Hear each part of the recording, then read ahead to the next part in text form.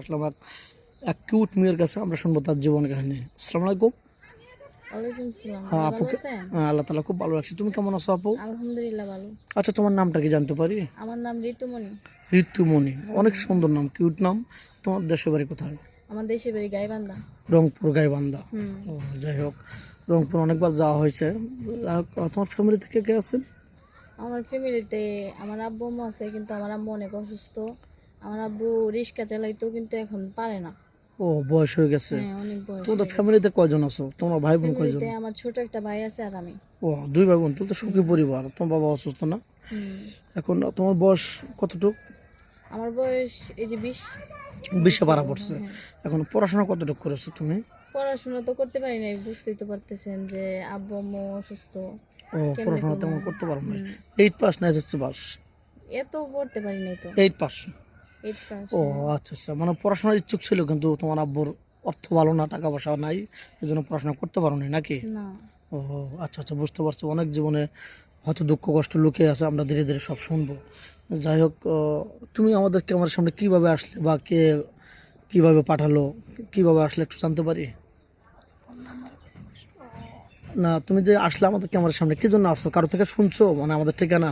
হ্যাঁ, শুনছিলাম তো, কিন্তু শুনে আর কি আসছো? আমার বান্ধবীর কিছুদিন আগে বিয়ে হয়েছে, বুঝছেন? ও মানে আচ্ছা অনেক আচ্ছা, ওর অনেক শোক হয়েছে। এই জন্য আসছো না? কিন্তু আমারও কিন্তু বিয়ে হইতেছে না, আমার আব্বু অনেক অসুস্থ, আম্মু অসুস্থ, কিন্তু টাকা পয়সা নাই কে।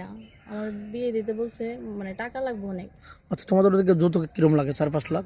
হ্যাঁ, এরকমই। ওটা তো অনেক অনেক সমস্যা। 4-5 লক্ষ টাকা তোমরা কোথায় পাবে নাকি? আচ্ছা, তো তোমাকে যদি বিনিময়ে কেউ চাকরি দিতে চায়, তুমি কি বিনিময়ে চাকরি করবা? না। যদি তোমাকে বলে, কুপ্রস্তাব দেয়, খারাপ প্রস্তাব দেয় যে তোমাকে আমি চাকরি দেবো, বিয়ে করবো না, হেল্প করবো, না। তুমি কি রাজি হবে? হুম। আচ্ছা, তুমি কি যৌথ ফ্যামিলি পছন্দ করো না সিঙ্গেল ফ্যামিলি পছন্দ করো? মানে শ্বশুর শাশুড়ি চাও নাকি শুধু স্বামী চাও? শ্বশুর শাশুড়ি থাকুক, সমস্যা নাই। ও, তুমি চাচ্ছ যে বাপ মাকে রেখে আসবো, আমার শ্বশুর শাশুড়ির সাথে আমি ভালো আচরণ করবো, বাপ মায়ের মতো তাকে খেয়াল রাখবো নাকি? হ্যাঁ। তোমার কি ফোন আছে? না। ও আচ্ছা আচ্ছা, তোমার ফোন নেই না? আদৌ ফোন কিনে নেই? আজ পর্যন্ত ফোন কিনে না। নেই? ওই কারণ 2 বেলা 2 মুঠো খেতে পারো না, ফোন কোথাও পাবে? যাই হোক, এখন কোনো প্রবাসী বাড়ি তোমাকে সাড়া দেয়, তাহলে তোমাকে কীভাবে পাবেন? কীভাবে তোমাকে পাবে? হ্যাঁ, বলো যে আপনাদের নাম্বার দেওয়া থাকবে স্ক্রিনে। আপনাদের নাম্বার দেওয়া থাকবে স্ক্রিনে। আমাদের নাম্বার দেওয়া থাকবে। মেয়েটার কোনো ফোন নেই। মেয়েটা খুব প্রথম আসছে, খুবই নার্ভাস। মেয়েটার কোনো ফোন নেই, আমাদের নাম্বার দেওয়া থাকবে, মানে ইউটিউব চ্যানেল কর্তৃপক্ষের নাম্বার দেওয়া থাকবে। কেউ ভিডিও কল দেবে না, ভিডিও কল দিলে ব্লক করতে বাধ্য হবে। ইমো হোয়াটসঅ্যাপ থাকবে। আর নামাজ কালাম তো পড়ো না?